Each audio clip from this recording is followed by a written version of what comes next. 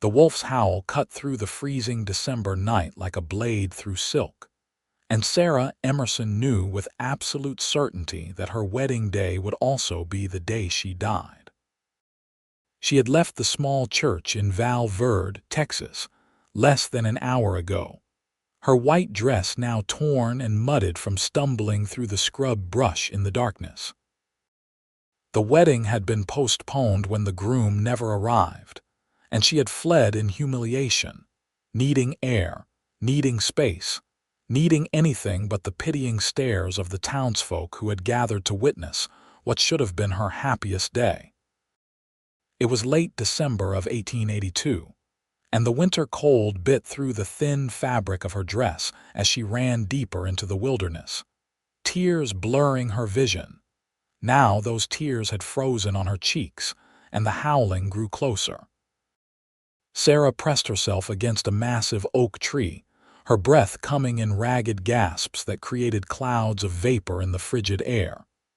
She could see them now, shadows moving between the trees, their eyes reflecting what little moonlight penetrated the canopy. 4 wolves, maybe 5, circling her position with the patience of predators who knew their prey had nowhere to go. She thought of her mother, dead these past 3 years. She thought of her father, who had arranged this marriage to a man she barely knew, a wealthy rancher from Austin who apparently had decided she was not worth showing up for. She thought of all the dreams she had harbored secretly, dreams of adventure and love and a life lived on her own terms, and she realized with bitter irony that she would never get the chance to pursue any of them. The largest wolf stepped into the small clearing where she stood, its head low, teeth bared. Sarah opened her mouth to scream, but no sound came out. Her throat had closed with terror. Then came the thunder of hoofbeats, so sudden and loud that even the wolves startled. A horse burst through the underbrush, a massive bay stallion with a rider who moved like he was part of the animal itself. The man wore a long duster coat and a wide-brimmed hat pulled low, and he had a rifle in his hands before Sarah could process what was happening. He fired once into the air, the crack of the gunshot echoing through the trees. The wolves scattered but not far, their hunger and pack mentality keeping them close. The rider dismounted with fluid grace, putting himself between Sarah and the circling predators. He fired again, this time deliberately missing the nearest wolf by inches. The message was clear. The wolf pack leader stood its ground for another moment, weighing the odds, then turned and melted into the darkness. The others followed. Sarah's legs gave out, and she sank to the cold ground, her wedding dress pooling around her like a collapsed cloud. The man holstered his rifle with practiced ease and turned to face her. In the moonlight, she could see he was younger than she had first thought, perhaps 26 or 27, with a strong jaw shadowed by several days of stubble and dark eyes that assessed her with concern. "Are you hurt?" His voice was deep and steady, with a slight drawl that marked him as someone who had spent his whole life in Texas. Sarah shook her head, unable to speak. Now that the immediate danger had passed, the full weight of everything crashed down on her. She began to shake, violent tremors that had nothing to do with the cold and everything to do with shock. The man knelt beside her, careful to maintain a respectful distance. "My name is Zachary Cole. I have a cabin about 2 miles from here. You need to get warm and out of this dress before you freeze to death. Can you ride?" "I do not know," Sarah managed to say through chattering teeth. "I think so. Good enough." Zachary stood and offered his hand. Sarah took it, feeling the warmth and strength of his grip as he pulled her to her feet. Her legs wobbled but held. He led her to his horse, a magnificent animal that stood calmly despite the recent excitement. "His name is Thunder," Zachary said, stroking the horse's neck. "He will not throw you, I promise. I am going to help you up, if that is acceptable." Sarah nodded. She was beyond caring about propriety at this point. Zachary's hands were gentle but firm as he lifted her into the saddle, then swung up behind her. His arms came around her to grip the reins, and Sarah found herself enveloped in warmth, and the scent of leather, wood smoke, and something indefinably masculine. She leaned back against his chest without thinking, seeking that warmth, and felt rather than heard his sharp intake of breath. "Hold on," he said quietly, and urged Thunder into a steady walk through the trees. The ride to the cabin passed in a blur. Sarah drifted in and out of awareness, shock and cold making her thoughts fuzzy and disconnected. She was vaguely aware of Zachary's solid presence behind her, his arms protecting her from falling, his voice occasionally murmuring reassurances. When they finally stopped, she could not seem to make her fingers work well enough to dismount on her own. Zachary lifted her down as carefully as he might handle fine china and carried her up 3 steps to a wooden porch. He kicked the door open and brought her inside, setting her down on a chair near what had been a cold fireplace. Within minutes, he had a fire blazing, the warmth slowly beginning to penetrate the icy numbness that had settled into Sarah's bones. She watched him move around the small cabin with efficient purpose. It was a simple dwelling, one large room that served as both living space and bedroom, with a kitchen area in one corner and a bed in another. Everything was neat and well-maintained, though sparse. This was the home of a man who lived alone and did not need much. Zachary disappeared behind a curtain and emerged with a heavy quilt and what looked like a man's flannel shirt and trousers. He set them on the arm of her chair. "The bathing screen is behind that curtain. You need to get out of that wet dress and into something dry. These will be too large, but they are warm and clean. I will step outside while you change." "Wait," Sarah found her voice rough and uncertain. "Please do not go, the wolves." "They will not come close to the cabin," Zachary assured her. "I will be right outside the door. I promise you are safe here." His eyes met hers, dark and steady, and Sarah felt something shift inside her chest. She believed him. After he left, closing the door behind him, Sarah forced herself to stand. Her fingers were still clumsy with cold as she worked at the buttons of her ruined wedding dress. It had cost her father a small fortune, imported lace from back east, styled in the latest fashion. Now it was destroyed, torn and stained and soaked through. She managed to get it off, along with her corset and undergarments, and pulled on the clothes Zachary had provided. The shirt hung nearly to her knees, and she had to roll the trouser legs multiple times to avoid tripping. She wrapped the quilt around her shoulders and called out that he could come back inside. Zachary entered carrying an armload of wood, which he stacked near the fireplace. He had removed his duster and hat, and Sarah could see him clearly now in the firelight. He was tall and lean, with the kind of strength that came from hard physical labor rather than bulk. His hair was dark brown, almost black, and long enough to brush his collar. There was a quietness about him, a self-contained quality that suggested a man comfortable with solitude. "There is coffee," he said, moving to the kitchen area, "and I can make you something to eat if you are hungry." "Coffee would be wonderful," Sarah said. "Thank you, Mr. Cole, you saved my life." "Zachary," he corrected, pouring coffee from a pot into a tin cup. "And you do not need to thank me for doing what any decent person would do." He brought her the coffee, and she wrapped her hands around it gratefully, letting the heat seep into her palms. Not everyone would have ridden toward the sound of wolves in the middle of the night, Sarah pointed out. She sipped the coffee and felt warmth begin to spread through her core. "How did you even know I was there?" Zachary settled into a chair across from her, holding his own cup of coffee. "I was coming back from checking on my cattle." "Heard the wolves and then heard something else," something that sounded like someone crashing through the brush. Figured anyone out in this cold at night was in trouble. He paused. Would you mind telling me why you were out there alone, in a wedding dress? Sarah felt heat rise to her cheeks that had nothing to do with the fire. That is a complicated story. We have time. His voice was gentle without judgment, but only if you want to tell it. She did, surprisingly. Perhaps it was the shock, or the strange intimacy of the situation, or something about Zachary himself that made her feel safe. But Sarah found herself telling him everything.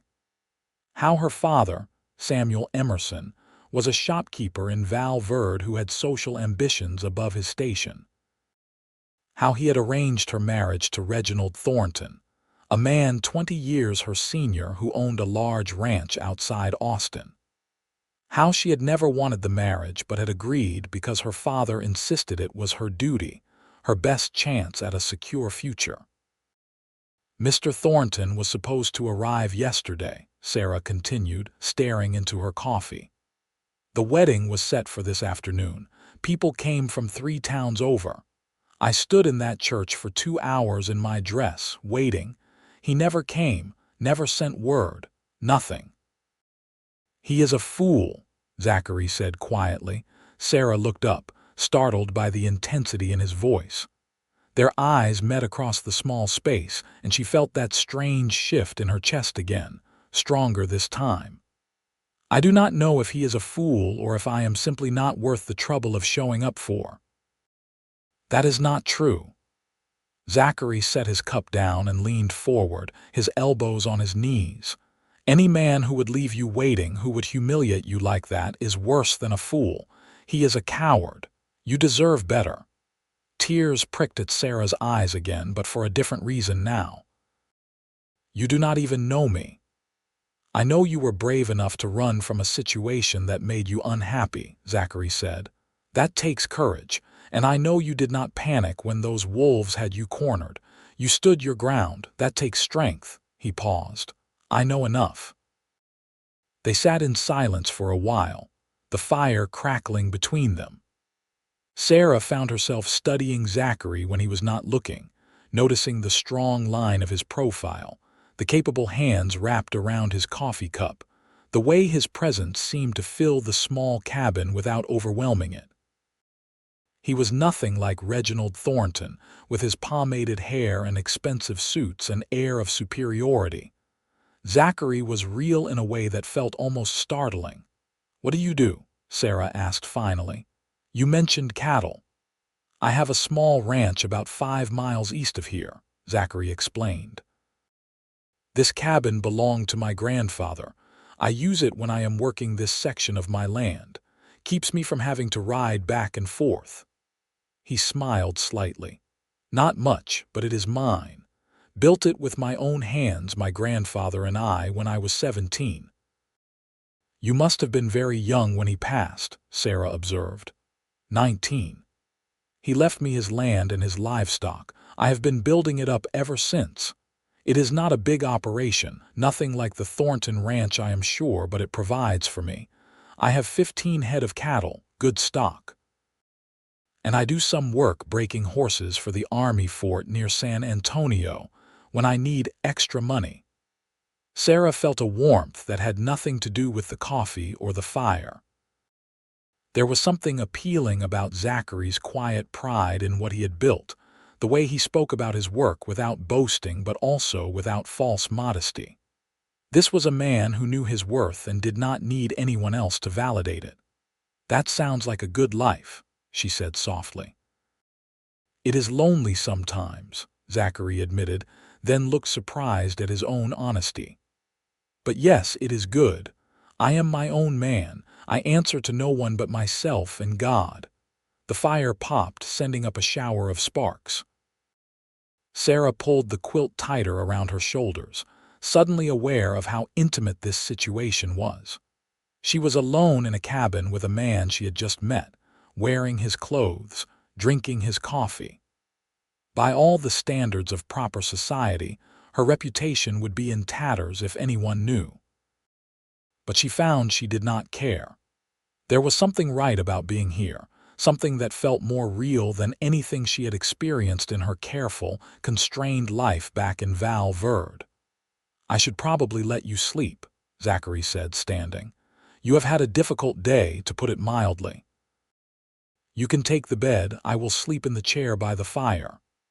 "I cannot take your bed," Sarah protested. "You can and you will," Zachary said firmly. "I have slept in far worse places than that chair, I promise you. Besides, someone needs to keep the fire going." He pulled an extra blanket from a chest and tossed it onto the chair. "We will figure out what to do in the morning. For now, you need to rest." Sarah wanted to argue more, but exhaustion was crashing over her like a wave. She had been awake since before dawn, had endured the humiliation of being stood up at her own wedding, had nearly been killed by wolves, and had ridden through the freezing cold. Her body was demanding rest whether her mind was ready or not. "Thank you," she said again, standing on unsteady legs. "For everything, Zachary. I do not know what I would have done if you had not found me." "Try not to think about that," he said gently. "You are safe now. That is what matters." Sarah made her way to the bed, which was neatly made with simple but clean linens. She slipped under the covers, still wrapped in the quilt, and laid her head on the pillow. It smelled faintly of Zachary, that same combination of leather and wood smoke. She closed her eyes and listened to him moving around the cabin, the soft sounds of him banking the fire and settling into his chair. "Zachary," she called softly into the darkness. "Yes, you are braver than my fears." The words came out before she had fully formed the thought, but once spoken, she knew they were true. He had ridden toward danger without hesitation. He had faced down a wolf pack to save a stranger. And more than that, he lived his life with a quiet courage that she envied. He was not afraid to be alone, not afraid to build something from nothing, not afraid to be exactly who he was. Silence stretched for a long moment. Then, "Get some sleep, Sarah. Tomorrow is a new day." She drifted off with those words in her mind, feeling safer than she had in a very long time. Sarah woke to the smell of bacon frying and weak winter sunlight filtering through the cabin's single window. For a moment she was disoriented, not recognizing her surroundings. Then memory flooded back and she sat up quickly. Zachary was at the stove, his back to her, working on breakfast. He had put his duster back on despite being inside, and she realized the cabin was quite cold. The fire had burned down to embers. "Good morning," she said, her voice still rough with sleep. Zachary turned, a slight smile on his face. "Good morning. I hope you slept well.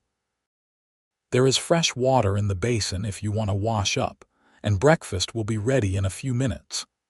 Sarah realized she must look a fright, her hair undoubtedly a tangled mess, and her face probably still showing traces of yesterday's tears. She made use of the water basin behind the privacy screen, doing her best to make herself presentable with what limited resources were available. Her hair was beyond help without a proper brush, so she simply braided it as best she could and let it hang down her back. When she emerged, Zachary had set 2 plates on the small table, each with bacon, eggs, and what looked like biscuits. He pulled out a chair for her with old-fashioned courtesy, and Sarah sat, suddenly aware of how hungry she was. She had not eaten since early yesterday morning, too nervous about the wedding to touch the lunch her father had prepared. "This looks wonderful," she said, picking up a fork. "It is nothing fancy," Zachary replied, taking his own seat, "but it will keep you going." They ate in comfortable silence for a while. The food was simple but well prepared, and Sarah found herself eating more than she normally would have. Zachary seemed pleased by this, his expression softening as he watched her clean her plate. "We need to talk about what happens next," he said finally, pushing his own empty plate aside. "I am sure your father is worried sick about you. The whole town probably is. We should get you back to Val Verde as soon as possible. Sarah's stomach clenched. She had been trying not to think about her father, about the scene that would await her when she returned. He is going to be so angry, she said quietly. Not because he was worried about me, because I embarrassed him in front of the whole town. Zachary frowned. Surely he will just be grateful you are safe. You do not know my father. Sarah traced a pattern on the wooden table with her finger. He has spent years trying to improve our social standing. This marriage to Reginald Thornton was supposed to be his crowning achievement. The fact that Thornton did not show up is humiliating enough. The fact that I then ran away and spent the night in a strange man's cabin. She laughed bitterly. He may never forgive me. You did nothing wrong, Zachary said firmly. You were attacked by wolves and I helped you. That is all that happened. Anyone who tries to make it into something improper is a liar and a gossip. This is a small town, Zachary. People talk, and the talk does not have to be true to ruin someone's reputation. Sarah looked up at him, feeling tears threaten again. She blinked them back angrily. She had cried enough yesterday. I do not want to go back. Is that terrible of me, to not want to face it? It is human, Zachary said. He was quiet for a moment then. What would you do if you could do anything? If you did not have to go back? Sarah laughed, but there was no humor in it. That is an impossible question. I am 21 years old with no money of my own and no skills that would allow me to support myself. Women like me do not have choices. We do what our fathers tell us until we get married, and then we do what our husbands tell us. That is how the world works. Maybe that is how it works for most people, Zachary said slowly, but it does not have to be how it works for you. Sarah looked at him sharply. What do you mean? Zachary stood and walked to the window, looking out at the winter landscape. His hands were shoved deep in his pockets, and Sarah could see the tension in his shoulders. When he spoke, his voice was careful, as if he was testing each word before releasing it. I could use help at my ranch. Someone to help with the cooking and cleaning, to help tend the chickens and the garden come spring. It is hard work, but honest work, and I would pay fair wages. Enough that after a year or two you would have money saved. Enough to start fresh somewhere else if you wanted. Enough to have choices. Sarah's heart began to pound. You are offering me a job. I am offering you a way out, Zachary said, turning to face her. If you want it. But I need you to understand something. If you work for me, that is all it would be. Work. I would not expect anything else from you ever. You would have your own space, your own room. I would treat you with complete respect, the same as I would treat any employee, and if at any point you wanted to leave, you could. No questions asked. Sarah stood slowly, her mind racing. This was crazy. She barely knew this man. But he had saved her life, and in the few hours she had spent with him, he had shown her more respect and kindness than her intended husband ever had. And more than that, he was offering her something she had never had before, choice, control over her own life. People would talk, she said. A single woman working at a bachelor's ranch, the gossip would be vicious. Probably, Zachary agreed. But gossip cannot hurt you if you do not care what small minds think. And my ranch is 5 miles from town. You would not have to see those people if you did not want to. He paused. I will not lie to you, Sarah. It would not be easy, but it would be yours, your choice, your life. Sarah walked to stand beside him at the window. Outside, the Texas landscape stretched out in shades of brown and gold, rough and beautiful and endlessly vast. In the distance, she could see thunder grazing peacefully. A hawk circled overhead, riding the wind currents with effortless grace. I want to say yes, she admitted quietly, but I am afraid. Of what? Of making the wrong choice. Of disappointing my father. Of proving everyone right who said I would never amount to anything. She turned to look at Zachary. Of everything, I suppose. Zachary met her gaze steadily. Fear is not a bad thing. It means you are being smart, thinking things through, but do not let fear make your decisions for you. Do not let it trap you in a life you do not want. Is that what you did? Sarah asked. When your grandfather died and left you the ranch, were you afraid? Terrified, Zachary admitted. I was 19 years old and had no idea what I was doing. But I knew I would rather fail trying to build something of my own than spend my life working for someone else, living someone else's dream. He smiled slightly. Turned out I was better at ranching than I thought, but even if I had failed, at least it would have been my failure. I would have owned it. Sarah turned back to the window, her mind working through the possibilities. If she went back to Val Verde now, what awaited her? Her father's anger, certainly. The pitying looks and whispered gossip of the townspeople. And then what? Another arranged marriage to another man she did not love. A life lived in service to her father's ambitions. Or she could take this chance. This wild, risky, possibly foolish chance that Zachary was offering her. She could work, earn her own money, prove to herself that she was capable of more than just being someone's daughter or someone's wife. Yes, people would talk, but they were already going to talk. At least this way, she would be living her own life while they did it. I need to go back to Val Verde first, Sarah said finally. I need to face my father and explain. I owe him that much at least. But after that, if your offer still stands, I would like to accept it. Relief flooded Zachary's face, quickly masked but not before Sarah saw it. The offer stands. For as long as you need it to. Then yes, Sarah said, feeling a strange lightness in her chest. Yes, I will work for you. I will help you with your ranch.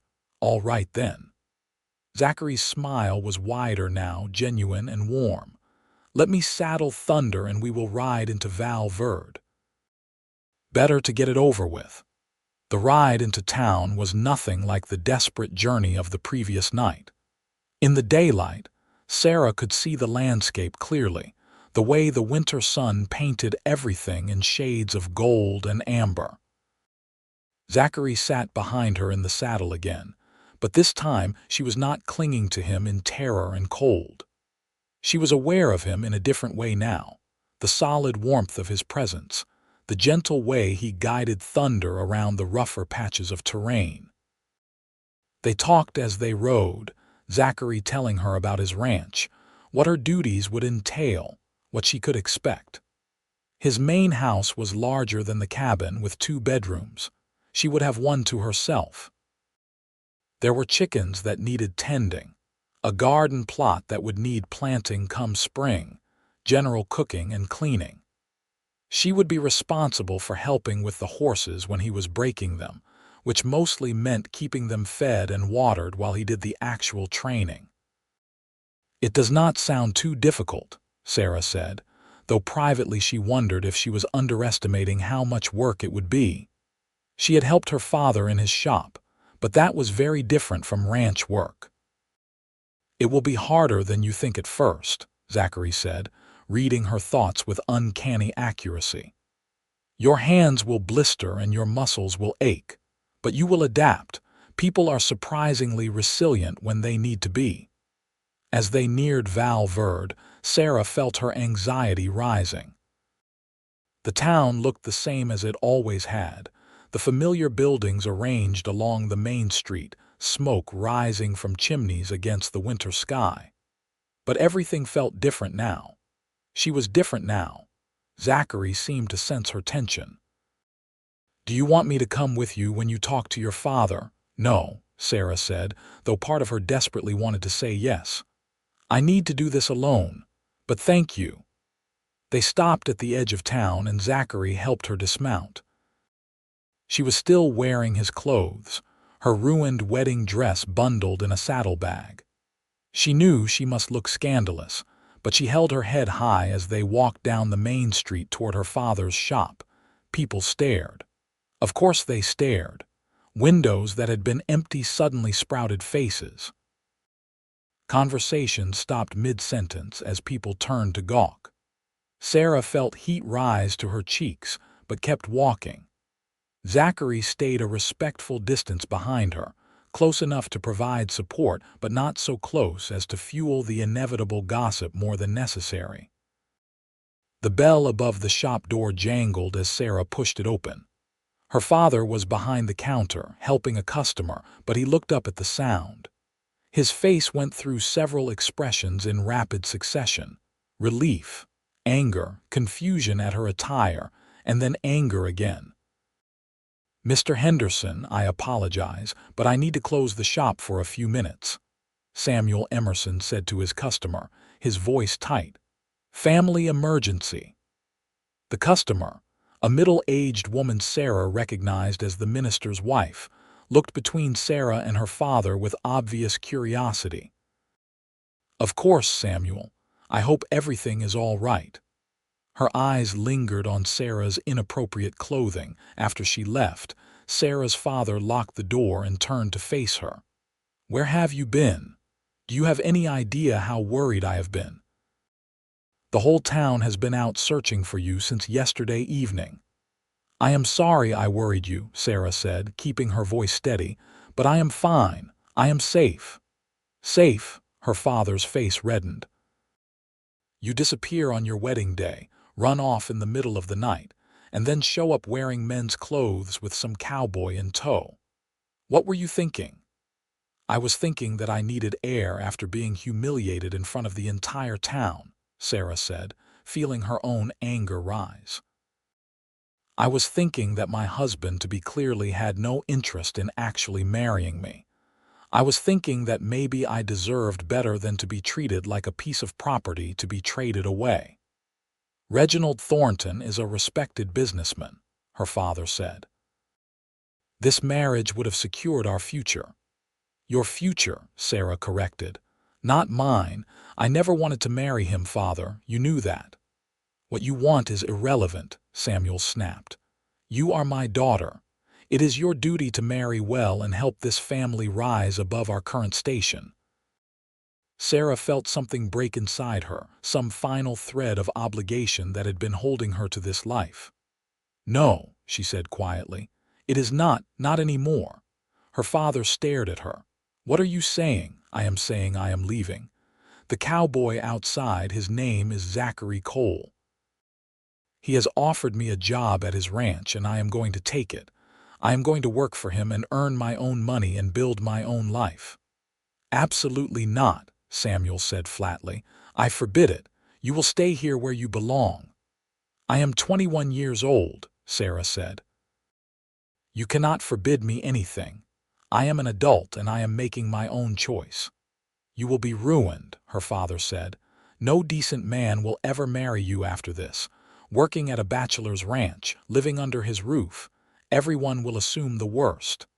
"Then let them assume," Sarah said. "I would rather be ruined and free than respectable and trapped." They stared at each other across the shop, and Sarah saw the moment her father realized he had lost. His expression shifted from anger to something like bewilderment. "I do not understand you," he said finally. "I have given you everything. A home, food, clothing. I arranged a marriage that would have made you wealthy beyond your dreams, and this is how you repay me. You gave me everything except the one thing I needed," Sarah said softly. "The chance to choose my own path." She moved toward the door, then paused. "I am sorry, Father. I am sorry I could not be the daughter you wanted, but I need to be the person I am." She walked out of the shop without looking back, feeling like she was stepping out of a prison into sunlight. Zachary was waiting where she had left him, leaning against a post with Thunder's reins in his hand. He straightened when he saw her, his eyes searching her face. "How did it go?" "About as well as I expected," Sarah said. "He is angry. He will probably stay angry, but I did it. I told him I am leaving." "Are you sure?" Zachary asked. "Last chance to change your mind." Sarah looked back at the shop, then at the town around her.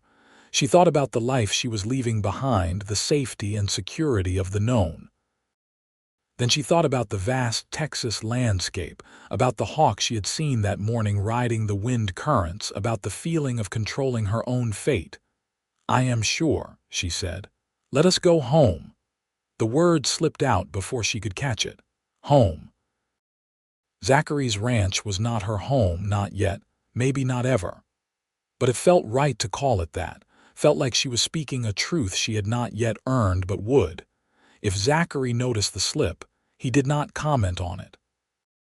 He simply helped her back into the saddle and swung up behind her, and they rode out of Val Verde together as the townspeople watched and whispered. The next few weeks passed in a blur of hard work and adjustment. Zachary had not been exaggerating when he said ranch work would be difficult.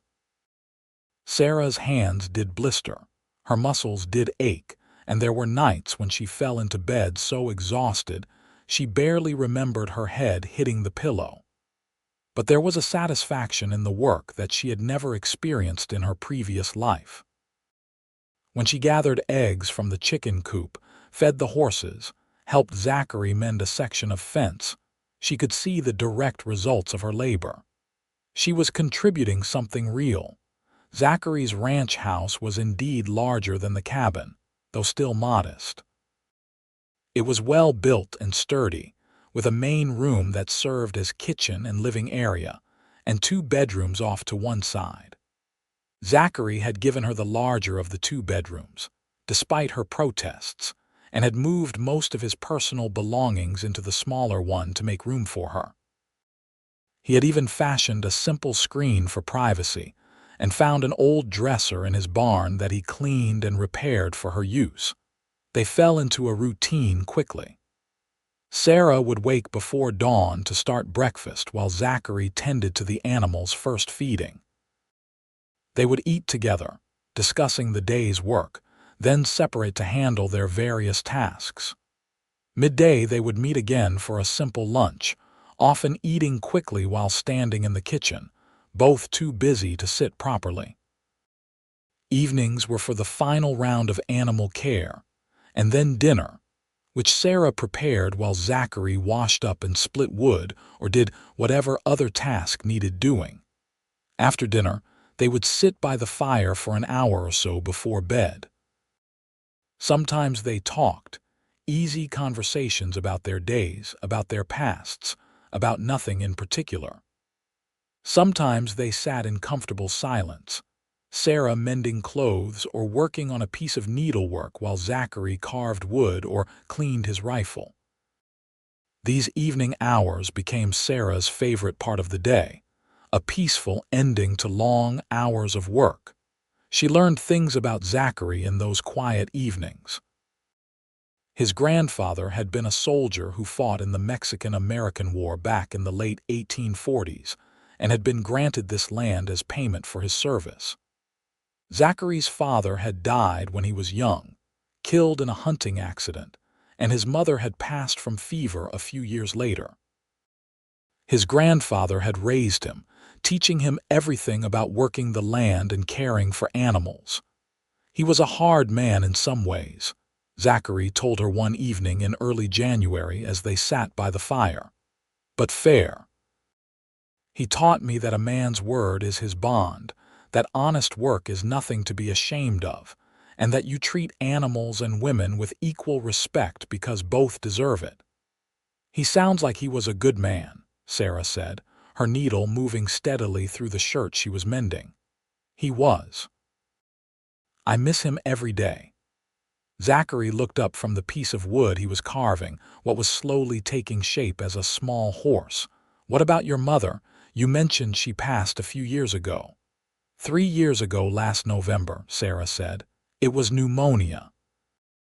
She got sick in the fall and just never recovered. She paused in her sewing, remembering. She was kind, my mother, gentle. She tried to shield me from my father's ambitions, but she was not strong enough to stand up to him. I think she was relieved when she died, if that does not sound too terrible. She was tired of fighting. It does not sound terrible, Zachary said quietly. It sounds sad. They sat in silence for a while, the fire crackling between them. Sarah found herself watching Zachary as he worked, the way his large hands moved with surprising delicacy as he carved details into the wooden horse. He had good hands, she had noticed, calloused from work but always clean, always gentle when they needed to be. She had seen him handle a newborn calf with the same care he had shown when helping her onto Thunder that first night. She found herself thinking about him more than was probably appropriate for an employer. She noticed the way his eyes crinkled when he smiled, the sound of his laugh when she said something that amused him, the way he moved through the world with quiet confidence.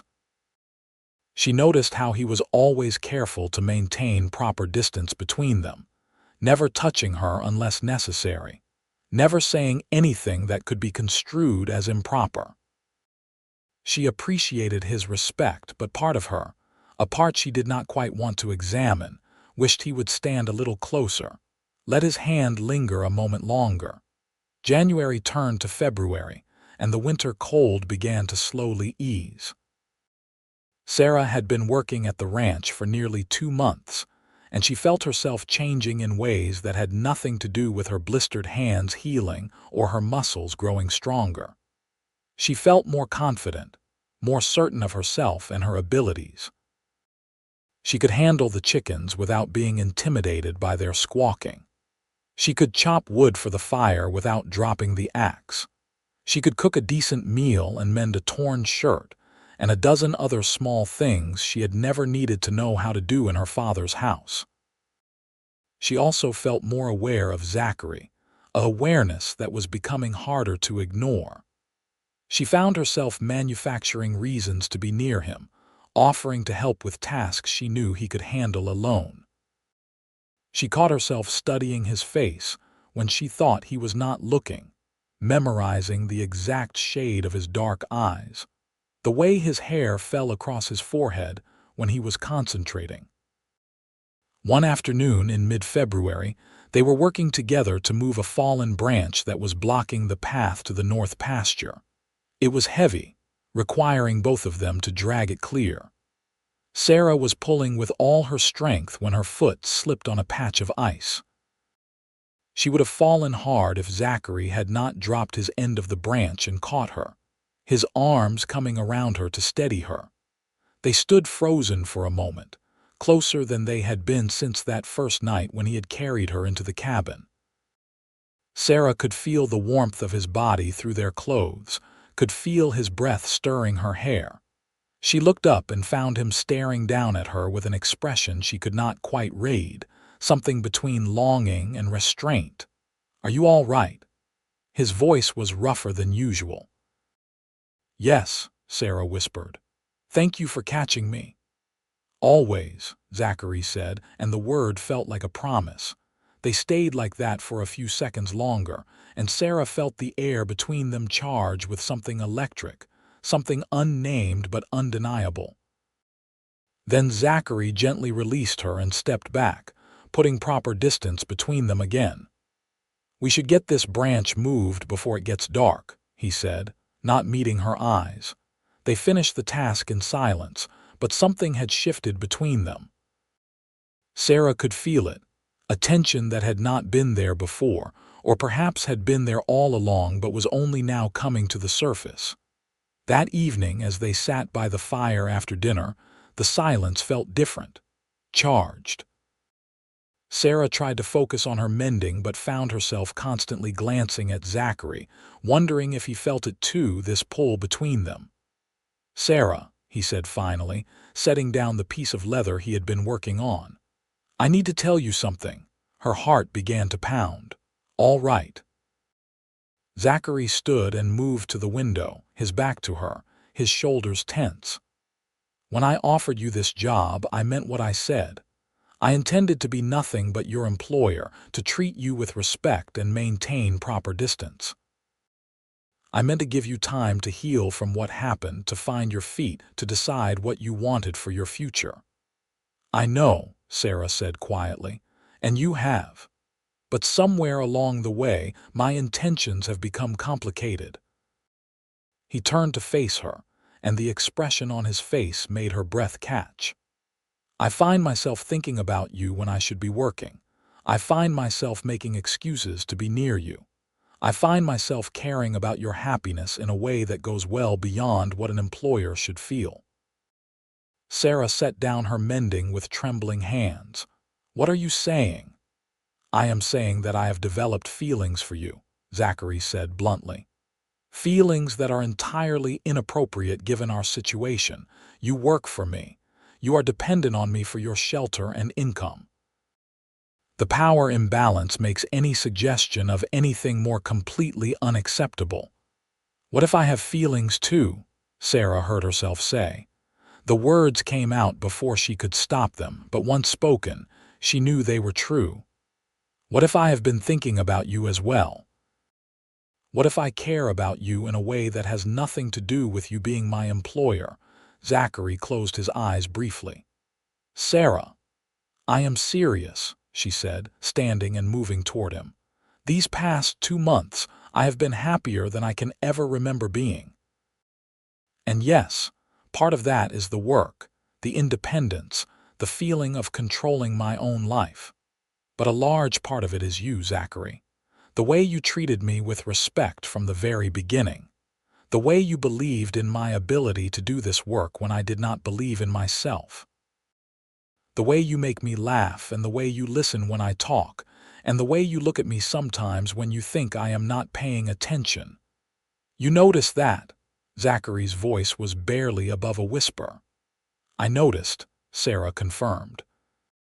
She was standing close to him now, close enough to see the flecks of gold in his dark eyes. "So what do we do about this?" "I do not know," Zachary admitted. "The decent thing would be for me to step back, to maintain distance until you can find a different situation. I will not take advantage of the fact that you depend on me." "I am not asking you to take advantage," Sarah said. "I am asking you to be honest about your feelings, to give us a chance to explore what this might be." "And if it does not work out," Zachary asked, "then where does that leave you?" "Back where you started, dependent on a man who may not have your best interests at heart." "But you do have my best interests at heart," Sarah said. "That is what makes you different. You have never asked anything of me except honest work. You have never made me feel like I owe you anything beyond what we agreed to. You see me, Zachary, not as property, not as a means to an end, but as a person. Do you know how rare that is?" Zachary reached up and gently cupped her face in his hand, his thumb brushing across her cheekbone.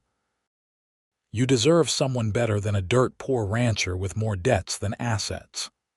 "I deserve someone who respects me," Sarah corrected, leaning into his touch. "Someone who makes me feel strong instead of weak. Someone who believes in my ability to choose my own path. That describes you perfectly." "Sarah," he said again, and this time her name sounded like a prayer. She made the decision for both of them, rising on her toes to press her lips to his. For a moment, Zachary froze, and Sarah thought she had made a terrible mistake. Then his arms came around her, and he kissed her back with a fervor that stole her breath. His lips were warm and firm, and he tasted like coffee and something indefinably him. Sarah's hands found his shoulders, then slid up to tangle in his hair, and she felt him shudder. When they finally broke apart, both breathing hard, Zachary rested his forehead against hers. "We should not be doing this," he said, but he made no move to let her go. "Probably not," Sarah agreed. "But I do not care, do you?" "No," he admitted. "I stopped caring about what I should or should not do the moment I realized I was falling in love with you." Sarah's heart soared. "You love me." "I love you," Zachary confirmed, pulling back enough to meet her eyes.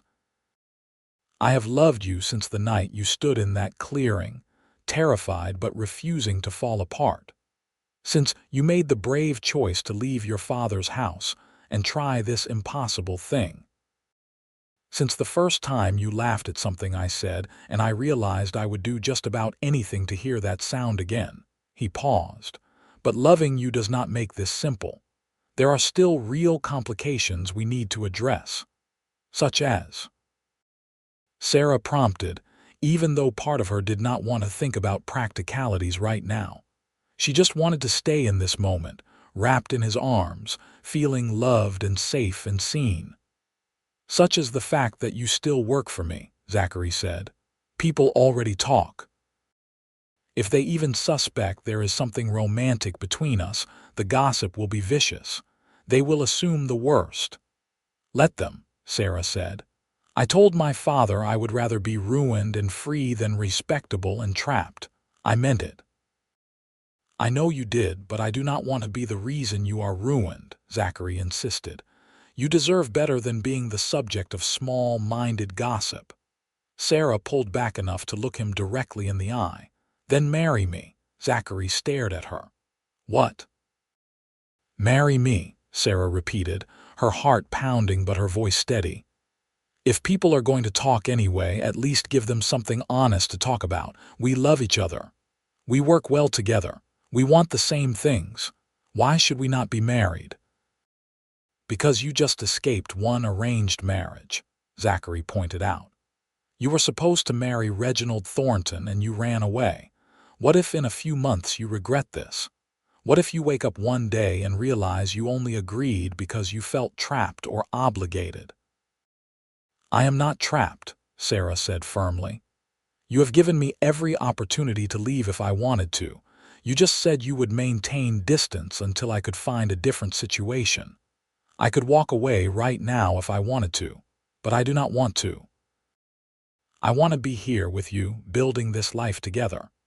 It is too fast, Zachary said, but there was longing in his voice that undermined his words.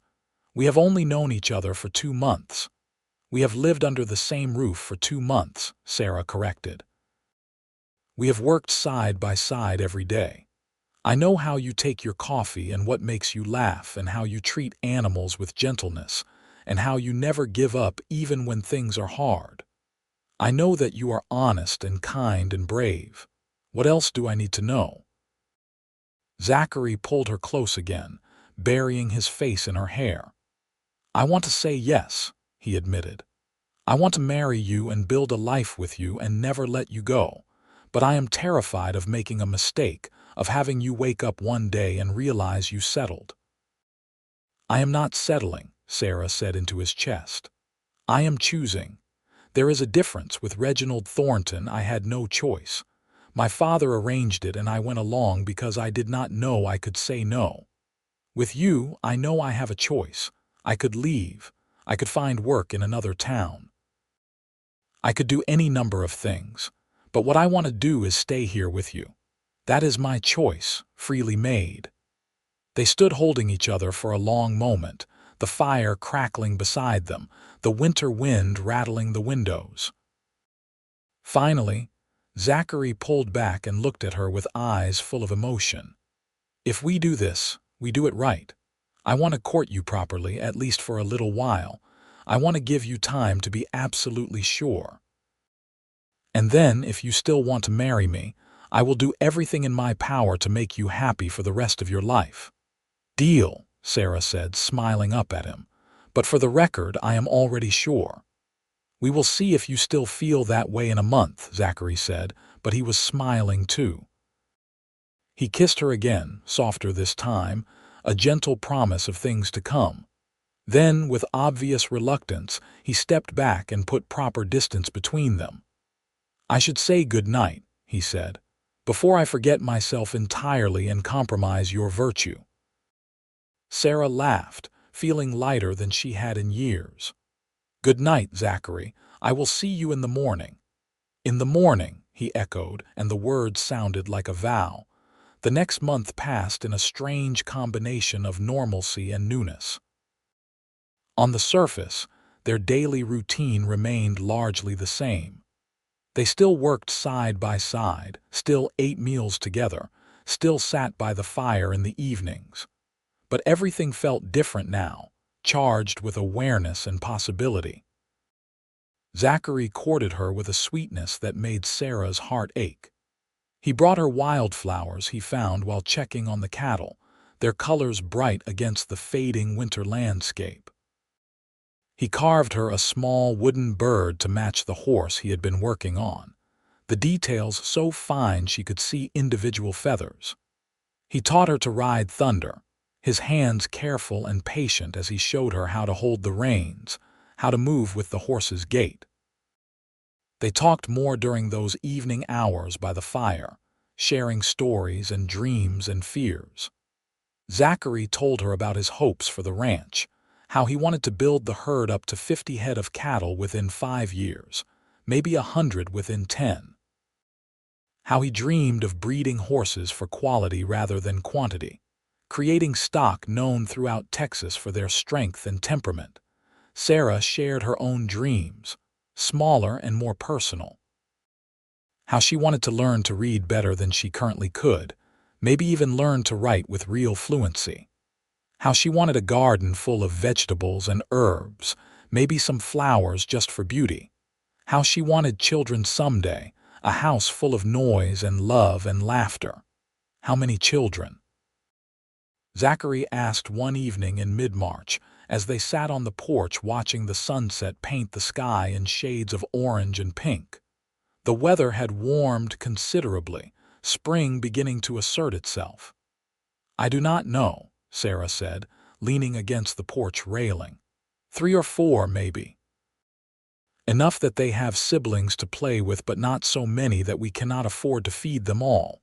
She glanced at him. "What about you?" "As many as you want," Zachary said simply. "I would be happy with 1 or 10, as long as they are healthy and loved. And as long as they all know how to work a ranch by the time they are 5 years old," Sarah teased. "Well, naturally," Zachary agreed with mock seriousness. "What good is a child who cannot rope a steer before they can read?" Sarah laughed and threw a small twig at him, which he caught easily. He grinned at her, that slow smile that made her heart flutter, and she felt a rush of affection so strong it almost frightened her. She loved this man, truly loved him in a way she had not known was possible. Not the dutiful obligation she had been prepared to give Reginald Thornton, but something deep and real and chosen. "I want to marry you," she said impulsively. "I know we said we would wait, but I do not want to wait any more. I am sure, Zachary, more sure than I have ever been about anything." Zachary stood and moved to where she was leaning against the railing. He took her hands in his thumbs rubbing gentle circles on her palms. "Are you absolutely certain? Once we do this, there is no going back. You will be tied to a struggling rancher with more ambition than sense." "I am certain," Sarah said firmly. "I want to be your wife. I want to build this ranch with you. I want to fight through the hard times and celebrate the good times and grow old watching sunsets from this porch. I want all of it, Zachary. With you." He pulled her close and kissed her forehead, then her cheeks, then finally her lips. "Then let us get married. This weekend, if you want. We can ride into Val Verde, find the minister, and make it official." "This weekend?" Sarah felt a flutter of nerves mixed with excitement. "That is very soon." "You just said you did not want to wait," Zachary pointed out, amusement in his voice. "I do not," Sarah confirmed. "This weekend is perfect." They rode into Val Verde that Saturday afternoon, both dressed in their best clothes. Zachary wore clean trousers and a white shirt under his duster, his hair neatly combed. Sarah wore the only dress she owned that had not been ruined, a simple blue cotton that she had brought from her father's house. It was not fancy, but it was clean and modest, and it brought out the blue of her eyes. The minister, Reverend Thomas, was surprised to see them but agreed to perform the ceremony. He seemed uncertain about the propriety of it all, given the circumstances of Sarah's last attempted wedding. But Zachary assured him that everything was above board, and this was what they both wanted. They were married in the small church with no witnesses except the minister's wife and the church organist. It was nothing like the elaborate wedding Sarah's father had planned with Reginald Thornton. There were no flowers, no fancy dress, no crowd of gawking guests. But it was perfect because it was real, because it was her choice, because Zachary looked at her as he said his vows like she was the most precious thing in the world. When the minister pronounced them husband and wife, and told Zachary he could kiss his bride, Sarah felt tears prick her eyes. But these were happy tears, joyful tears, nothing like the ones she had cried in humiliation and fear those months ago. As they walked out of the church, Sarah saw her father standing across the street, watching. Their eyes met, and for a moment she thought he might come over, might say something. But he simply looked at her for a long moment, then turned and walked away. Sarah felt a pang of sadness, but it was distant, muted. She had made her choice. She could not control whether he would accept it. "Are you all right?" Zachary asked, following her gaze. "Yes," Sarah said, and meant it. "I am more than all right. I am happy." They rode back to the ranch as the sun was setting, the sky painted in brilliant shades of orange and purple. When they arrived, Zachary helped Sarah down from Thunder and then surprised her by sweeping her up in his arms. "What are you doing?" she laughed. "Carrying my wife over the threshold," Zachary said, climbing the porch steps. "It is tradition, or so I am told." "I think that is only for new houses," Sarah pointed out, but she wrapped her arms around his neck anyway. "Then we will start a new tradition," Zachary said, and carried her inside. Their wedding night was gentle and sweet, Zachary treating Sarah with a tenderness that made her heart ache. He was patient with her nervousness, careful with her inexperience, making sure she felt safe and loved every moment. Afterwards, they lay tangled together in his bed, their bed now, and Sarah felt a contentment she had never known existed. "I love you," she whispered into the darkness. "I love you too," Zachary replied, pressing a kiss to her hair. "I will love you until my last breath, Sarah Cole." Sarah Cole. Her new name. It sounded right, felt right, like a piece of herself she had been missing finally clicking into place. The next few years passed in a blur of hard work and gradual success. The ranch grew slowly but steadily. Zachary's skill with horses became known throughout the region, and people began seeking him out specifically to train their difficult animals. Sarah's garden flourished, providing vegetables for their table and eventually enough surplus to sell at the market in Val Verde. They added a few more head of cattle each year, building the herd carefully and sustainably. They had their first child in the spring of 1884, a son they named Samuel after Sarah's mother, Susan, using the traditional masculine form in the way that was common to honor female relatives through sons. It was Sarah's way of connecting her child to the grandmother he would never meet, the gentle woman who had tried to protect her daughter from Samuel Emerson's ambitions. The baby had Zachary's dark hair and Sarah's blue eyes, and he was healthy and strong from the moment he entered the world. Zachary held his son with a mixture of terror and wonder, his large hands cradling the tiny body with infinite care. "I do not know how to be a father," he admitted to Sarah as she recovered from the birth, the baby sleeping peacefully in a cradle beside their bed. "You will learn," Sarah assured him, "the same way we have learned everything else together." She was right. Zachary proved to be a natural father, patient and loving while also firm when necessary. He wore the baby in a sling against his chest while he did his morning chores, talking to him constantly about the ranch and the animals and the world they were building together. Sarah would watch them from the kitchen window, her heart full to bursting with love for her husband and son. They had a daughter 2 years later, born during a thunderstorm in the summer of 1886. They named her Rose, after the wild roses that grew along their property line, the ones Zachary had picked for Sarah during their courtship. She had Sarah's blonde hair and Zachary's dark eyes, and a stubborn streak that promised she would be a handful as she grew. life was not always easy. There were hard years when the rains did not come and they struggled to keep the cattle fed. There were lean winters when they survived on dried beans and whatever game Zachary could hunt. There was the year little Samuel got sick with fever, and they spent 3 terrifying days wondering if they would lose him, only breathing easy when the fever finally broke. But the hard times made the good times sweeter. Their first year with enough profit to truly save something felt like a miracle. The day they paid off the last of Zachary's grandfather's debts was cause for celebration. Watching their children grow strong and healthy and happy made every sacrifice worth it. Sarah's relationship with her father remained strained. He eventually remarried, a widow from a neighboring town, and seemed to make peace with Sarah's choices, though he never fully approved.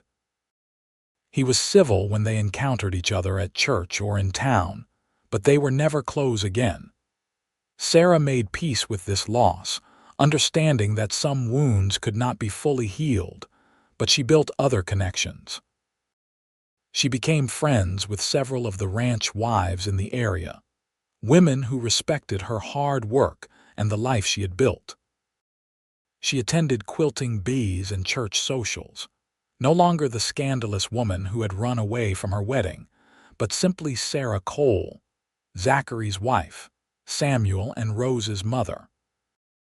On their 5th wedding anniversary, Zachary surprised her by taking her back to the cabin where he had sheltered her from the wolves. They left the children with a trusted neighbor and rode out together on a beautiful spring morning. The cabin looked exactly the same, and Sarah felt a wave of nostalgia as they dismounted. "I cannot believe it has been 5 years," she said, walking up the familiar steps. "5 years and 3 months since I found you in that clearing," Zachary said, unlocking the door. "The best night of my life, even if I did not know it at the time." They spent the afternoon in the cabin, talking and reminiscing and making love in the bed where Sarah had slept that first night. As the sun began to set, they sat outside on the porch, watching the sky turn gold and pink. "Do you ever regret it?" Zachary asked quietly. "Choosing this life? You could have had so much more if you had married someone like Reginald Thornton, a big house, fine clothes, social standing." "I have everything I want," Sarah said firmly, taking his hand. "A husband I love who loves me back.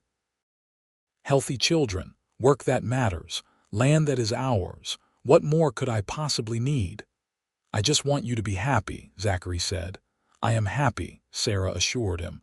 "Happier than I ever imagined possible." She paused, then added softly, "You know what I remember most about that first night? When you faced down those wolves without hesitation. I was so terrified and you were so brave. Later that night I told you something. Do you remember? You said I was braver than your fears," Zachary recalled. "And it was true," Sarah said. "You gave me the courage to face my own fears, to choose my own path. You are still doing that every day. You make me braver, Zachary. You make me believe I can do anything." Zachary pulled her close and kissed her forehead. "You were always brave. You just needed someone to believe in you enough that you could believe in yourself." They sat together as darkness fell, holding hands and watching the stars emerge one by one. Sarah thought about the terrified girl in the wedding dress, running through the woods with wolves at her heels, and the woman she had become. They were the same person, but also completely different. She had been transformed by choice and work and love. The years continued to pass. Samuel grew tall and strong, learning to rope and ride almost before he could walk. Rose proved to have a gift with animals, able to gentle even the most skittish horse with patience and soft words. In 1889, they had another daughter, Clara, named after Zachary's mother. In 1892, twin boys arrived, Jacob and James, rounding out their family at 5 children. The ranch house was expanded to accommodate their growing family, New rooms added on with care and craftsmanship. The ranch itself continued to prosper. By 1895, they had nearly 70 head of cattle and were known throughout Texas for their quality horses. Zachary hired 2 ranch hands to help with the work, young men who lived in a bunkhouse Zachary built near the barn.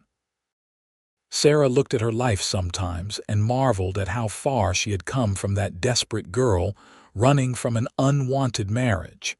She was strong now, capable, confident. She could run the ranch as well as Zachary if she needed to. She had built a life on her own terms, with a man who respected and loved her as an equal partner. Her children were being raised differently than she had been. Samuel and Jacob and James learned that work was not beneath their dignity, that honest labor was honorable. Rose and Clara learned that they had value beyond who they might someday marry, that they could be strong and capable and independent. All of them learned that love was not about control or obligation, but about respect and partnership and choosing each other every day. On a cool evening in December of 1895, 13 years almost to the day since Zachary had saved her from the wolves, Sarah stood on the porch of their ranch house and looked out over their land. The children were inside, Samuel helping the twins with their reading while Rose and Clara worked on a quilt with scraps Sarah had saved. Zachary was beside her, his arm around her waist, both of them watching the sunset paint the winter sky. "What are you thinking about?" Zachary asked, pressing a kiss to her temple. "About how lucky I am," Sarah said. "About how one terrible day turned into the best thing that ever happened to me." "I am the lucky one," Zachary corrected. "I found a bride in the wilderness and somehow convinced her to build a life with me." Sarah turned to face him, taking his hands in hers. "You did not convince me. You showed me what was possible. You gave me the courage to choose my own happiness. You loved me when I did not know how to love myself." "I will love you until I die," Zachary promised, "and probably beyond that too." They stood together on the porch of the home they had built, surrounded by the evidence of their love in the form of children and land, and a life well lived. The sun sank below the horizon, painting everything in shades of gold and amber, and Sarah felt a peace so profound it brought tears to her eyes. She thought about the wolves that had circled her all those years ago, how she had been certain she would die. She thought about Zachary riding out of the darkness like a hero from a story. She thought about every choice that had brought her to this moment, standing on this porch, living this life. "Thank you," she whispered to her husband, to the universe, to whatever force had conspired to bring them together. "Thank you for everything." The years rolled forward as years do. The children grew and eventually began to leave home to start their own lives. Samuel married a rancher's daughter from Val Verde and started his own small, spread-on-land Zachary, and Sarah gave him as a wedding present. Rose surprised everyone by deciding she wanted to be a veterinarian, one of the few women pursuing such a profession, and left for school back east with her parents' full support. Clara married young to a shopkeeper's son, giving Sarah and Zachary their first grandchild in 1910. The twins, Jacob and James, decided to partner together and start a horse breeding business, using everything their father had taught them about training and bloodlines. Through it all, Sarah and Zachary remained each other's constant. They grew older together, silver threading through their hair, lines deepening around their eyes. But the love between them never faded. If anything, it grew stronger, deepened by years of shared work and shared joy and shared sorrow. They celebrated their 30th wedding anniversary in 1914. All 5 of their children came home for the occasion, bringing spouses and grandchildren. The ranch house was full to bursting with noise and laughter and love. Sarah looked around the table at dinner that night, at the family she and Zachary had created, and felt overwhelming gratitude. After dinner, after the children had settled the grandchildren into various beds and makeshift sleeping arrangements throughout the house, Sarah and Zachary slipped outside to the porch. It had become their tradition over the years, these quiet moments together under the stars. 30 years, Sarah said wonderingly. Sometimes it feels like yesterday, and sometimes it feels like we have always been together. I cannot imagine my life without you, Zachary said. I do not want to imagine it. You will not have to for a long time yet, Sarah assured him. We have many years ahead of us still. They did have more years together, years full of watching grandchildren grow and the ranch continue to prosper. But time catches everyone eventually. Zachary passed away peacefully in his sleep in the spring of 1921 at the age of 65. Sarah held his hand as he took his last breath, and though her heart broke, there was comfort in knowing he had lived a good life, a full life, surrounded by love until the very end. Sarah lived another 7 years, long enough to see her youngest grandchildren start families of their own. She remained on the ranch until the end, refusing all offers from her children to move in with them. This was her home, the place she had built with Zachary, and she would not leave it while she still drew breath. On a quiet evening in December of 1928, 46 years almost to the day since a terrified girl in a wedding dress had run from wolves and found salvation, Sarah Cole passed away in her sleep. She was 67 years old. Her children found her the next morning, peaceful in the bed she had shared with Zachary for decades, a slight smile on her face as if she had seen something wonderful in her last moments. They buried her next to Zachary on a hill overlooking the ranch, beneath the vast Texas sky they had both loved so much. At her funeral, her children and grandchildren and even great-grandchildren gathered to remember her. They told stories of her strength and her courage and her love. They spoke of how she had chosen her own path when such choices were rare for women, how she had built a life on her own terms through hard work and determination and love. Samuel stood at her grave and told the story he had heard many times, of the night his father had saved his mother from wolves, how she had looked at him in the cabin afterwards and said he was braver than her fears. But she was the brave one, Samuel said, his voice thick with emotion. She faced down everything that tried to trap her or break her, and she built something beautiful from nothing but courage and love. The ranch continued through the generations, passing from Sarah and Zachary's children to their grandchildren to their great-grandchildren. The original house was preserved and expanded, becoming the heart of what grew into one of the most respected ranches in Texas. And always, the story was told of how it began, of a cowboy who sheltered a bride from the wolves, and how she found in him the courage to claim her own life. Years later, historians researching the early ranching families of Val Verde, Texas, would find mentions of Sarah and Zachary Cole in old church records and land deeds. They would piece together the story of their unlikely beginning, of the scandal that became a love story, of the ranch that grew from nothing into something lasting and substantial. But the facts in those old records could not capture the real story. They could not convey the look in Zachary's eyes the first time he held his son, or the sound of Sarah's laughter echoing through the ranch house on a spring morning. They could not describe the feeling of two hands clasped together on a porch as the sun set, or the quiet certainty of love that deepened over decades. They could not explain how terror and desperation had transformed into purpose and joy, how one night in the wilderness had set the course for an entire legacy. The legacy was not just the ranch itself, though that was substantial. It was not just the children and grandchildren and great-grandchildren who carried Sarah and Zachary's blood and their name. It was the story itself, passed down through generations, of a woman who chose courage over convention, who built a life of meaning through work and love and determination.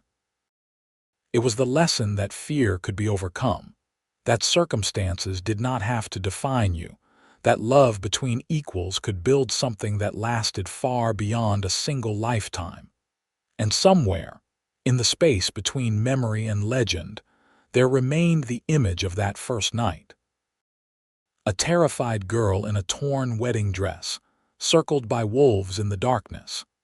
A cowboy riding through the trees, rifle in hand, choosing without hesitation to face danger for a stranger. And later, in the warmth and safety of a small cabin, words spoken that would echo through decades. "You are braver than my fears." In those words was the seed of everything that followed. A recognition that courage could be found, that strength could be borrowed until you grew your own, that love could give you the power to become who you were always meant to be. Sarah had seen bravery in Zachary that first night and had used it as a mirror to find her own bravery.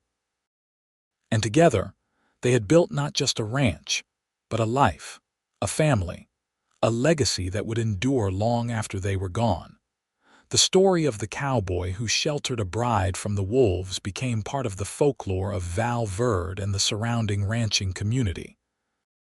Parents told it to their children, emphasizing different lessons depending on what their children needed to hear.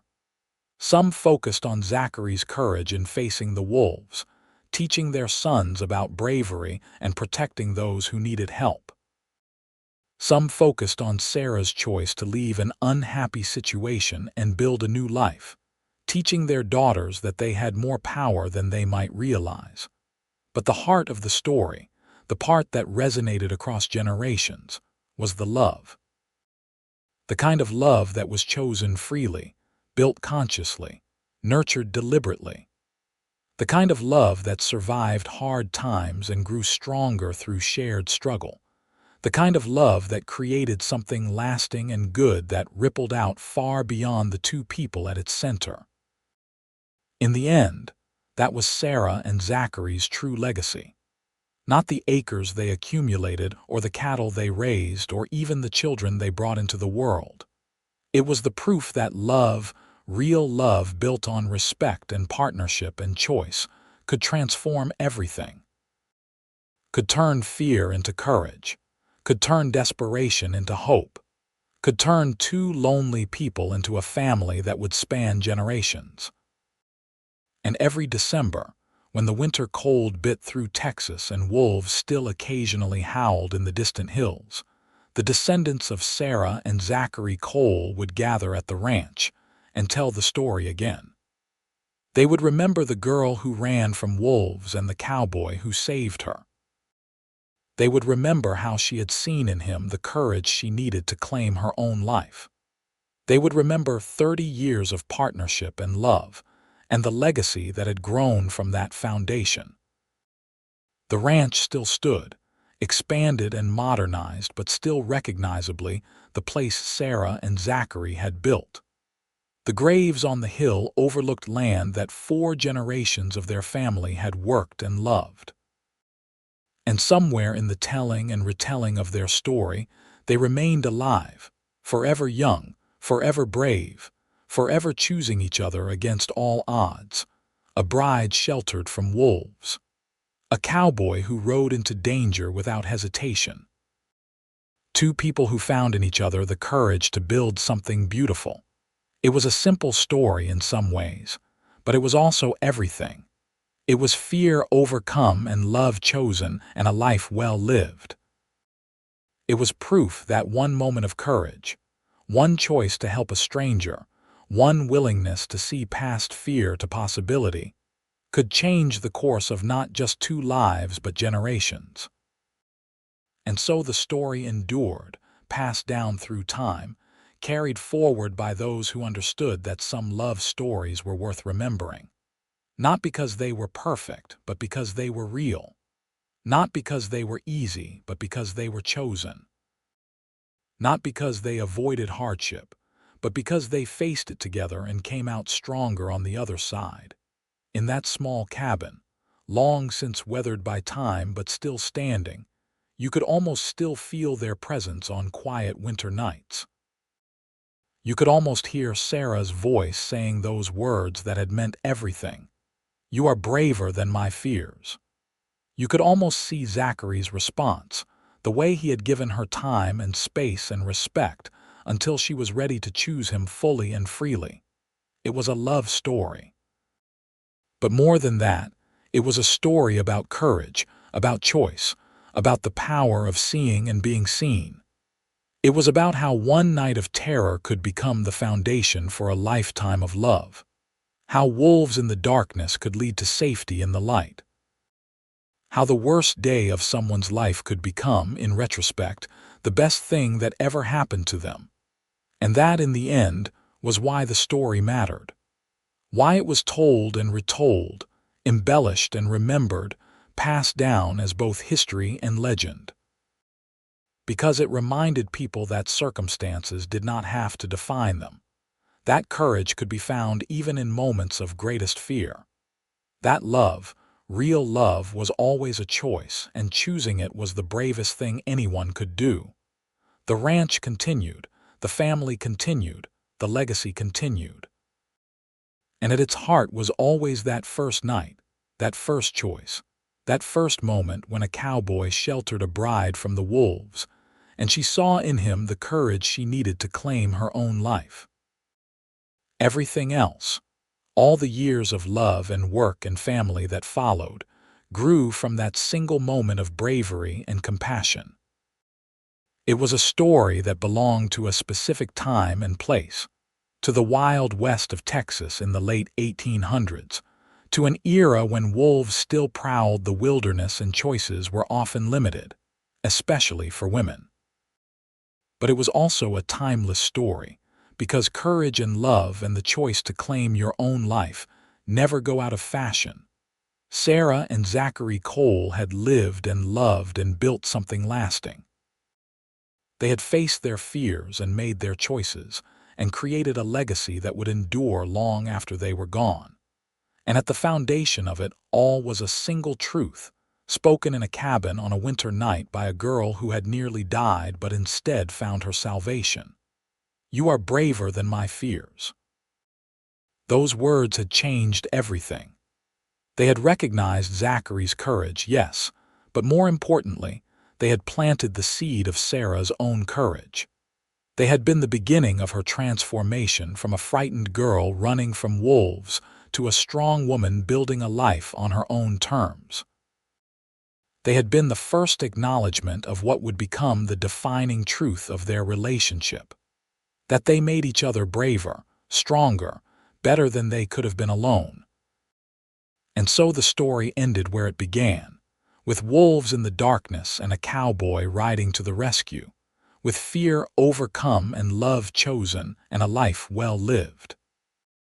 It ended with a legacy that spanned generations, and a love that had proved stronger than fear, stronger than hardship, stronger even than death. It ended with proof that one moment of courage could change everything, that one choice could ripple out through time, affecting not just 2 lives but countless others. The story of Sarah and Zachary Cole was a love story, yes.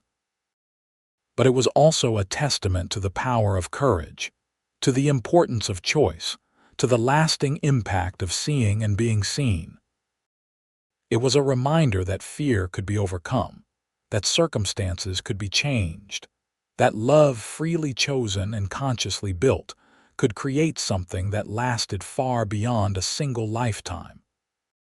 And that was an ending worth celebrating, a story worth remembering, a legacy worth carrying forward into the future.